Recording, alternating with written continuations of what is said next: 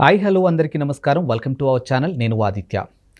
వైఎస్ఆర్సీపీ అధికారం కోల్పోయిన తర్వాత కూటమి అధికారంలోకి వచ్చిన తర్వాత వైఎస్ఆర్సీపీ అధికారంలో ఉన్నప్పుడు అప్పటి ప్రజాప్రతినిధులు, నాయకులు కానీ, కార్యకర్తలు కానీ, మంత్రులు కానీ, ఎమ్మెల్యేలు కానీ ఇలా ప్రతి ఒక్కరు కూడా అధికారాన్ని అడ్డం పెట్టుకొని విచ్చలవిడిగా సంపాదించి విచ్చలవిడిగా భూదందాలు, భూ స్కామ్లు, లిక్కర్ స్కామ్లు ఇలాంటి ఎన్నో ఆరోపణలు ఉన్నాయని ప్రస్తుత సీఎం చంద్రబాబు నాయుడు గారు, అలాగే డిప్యూటీ సీఎం పవన్ కళ్యాణ్, అలాగే నారా లోకేష్ చాలా ఎవరైతే ఆ టైంలో తప్పులు చేశారో వాటన్నిటిని ఇప్పుడు వన్ బై వన్ బయటికి తీసే ప్రయత్నంలో ఉన్నారని, సో మరి వైఎస్ఆర్సీపీ హయాంలో ఉన్నటువంటి ఆ ప్రజాప్రతినిధులకి ఇప్పుడు కౌంట్ డౌన్ స్టార్ట్ అయిందంటూ ఒక వార్త అయితే వినిపిస్తుంది.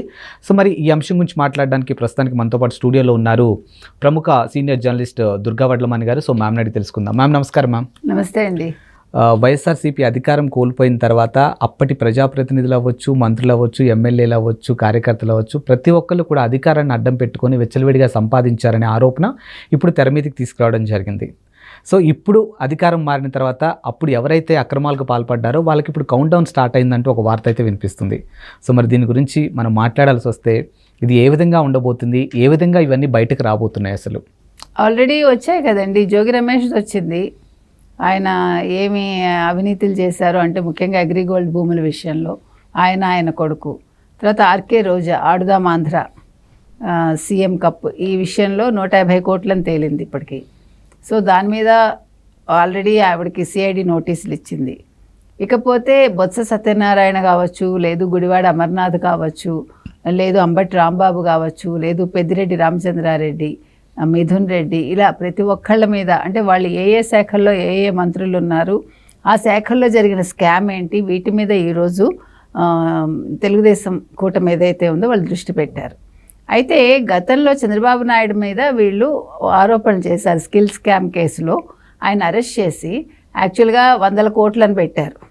పెట్టి దాన్ని ఆఖరికి ఏమీ ప్రూవ్ చేయలేక లాస్ట్కి 53 రోజుల తర్వాత ఆయన్ని రిలీజ్ చేయడం జరిగింది. అయితే ఆ చేసిన అరెస్ట్ అనేది ఎంత అక్రమంగా చేశారు, ఏ రకంగా చేశారు, ఆయన ఒక మాజీ ముఖ్యమంత్రి, అదేవిధంగా 40 ఏళ్ల రాజకీయ అనుభవం ఉన్న ఒక పెద్ద మనిషిని, 7 సార్లు ఎమ్మెల్యేగా చేసిన ఒక మనిషిని ఏ రకంగా తీసుకెళ్లారు, ఏ రకంగా ఇబ్బందులు పెట్టారు, రాజమండ్రి జైల్లో పెట్టి ప్రతి ఒక్కళ్ళు చూశారు.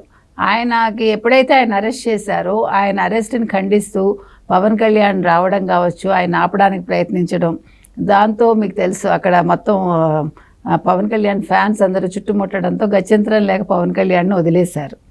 ఆయన రాజమండ్రి వెళ్ళి చంద్రబాబు నాయుడు గారిని కలిసి భువనేశ్వర్ గారికి నేను అండగా ఉన్నాను, మీకు ఏమీ కాదు, చంద్రబాబు నాయుడు గారికి మనం పోరాడదామని చెప్పారు, ఆయన మీతో కలిసి పనిచేస్తానని. సో ఇవన్నీ జరిగిన నేపథ్యంలో వాళ్ళ స్కామ్ ఏంటి అనేది ప్రూవ్ చేయలేకపోయారు. కానీ వీళ్ళు ఇన్ని వేల కోట్ల స్కాములు చేసి 2 నెలల నుంచి వీళ్ళు శుభ్రంగా తిరుగుతున్నారు. 5 ఏళ్ళు చేసిన అవినీతికి వీళ్ళు విచ్చలవిడిగా తిరుగుతున్నారు.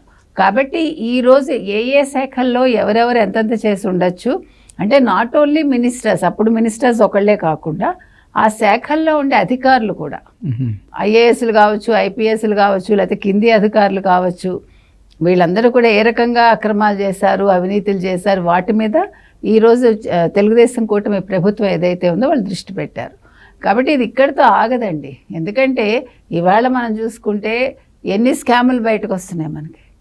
మనం ఆల్రెడీ చూసాం, నిన్న సిసోడియా మాట్లాడారు భూదందాల గురించి. చుక్కల భూములు కావచ్చు, లేకపోతే అసైన్డ్ భూములు కావచ్చు, వాళ్ళు 25,000 ఎకరాలు ఆల్రెడీ రిజిస్ట్రేషన్ చేసేసుకున్నారు. ఎట్లా చేసుకుంటారు?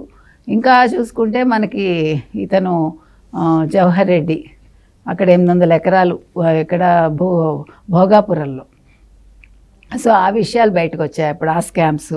ఇంకా ఇలా మీరు ఎవరినైనా తీసుకోండి, మీరు వాసుదేవ్ రెడ్డి కావచ్చు, ఆల్రెడీ లిక్కర్ స్కామ్లో అతను ఇరుక్కుని ఉన్నాడు.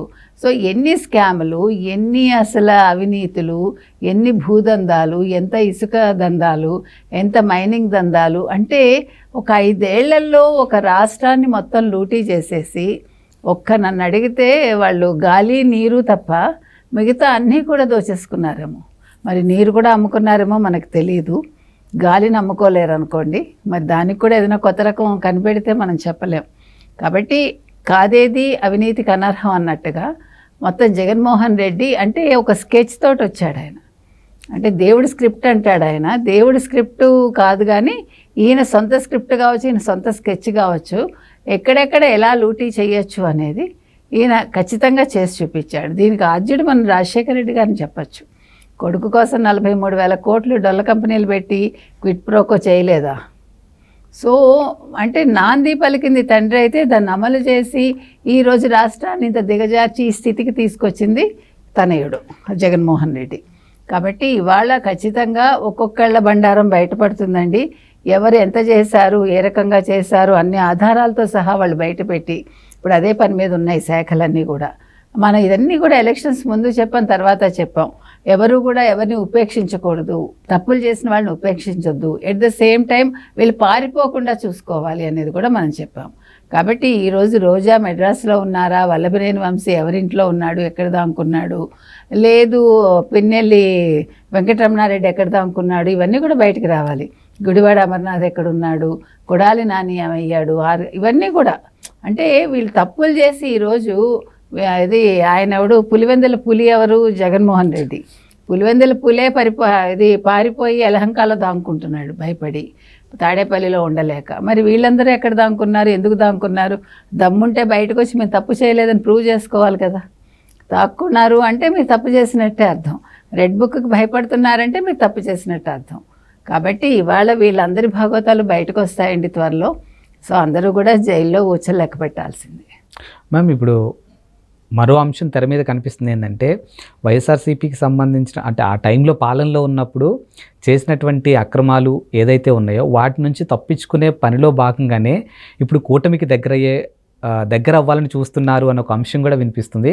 ఒకవేళ నిజంగా అలాంటి తప్పు చేసిన వాళ్ళు కూటమికి దగ్గర అవుతే వీళ్ళు యాక్సెప్ట్ చేస్తారమ్మా మరి వాళ్ళని? తెలుగుదేశం వాళ్ళు యాక్సెప్ట్ చేయరండి. నిన్న కూడా మనకి లోకేష్ చెప్పడం జరిగింది, మా ద్వారాలేమి మేము తెరిచి ఉంచలేదు, మా పార్టీ తలుపులేం తెరిచి ఉంచలేదని.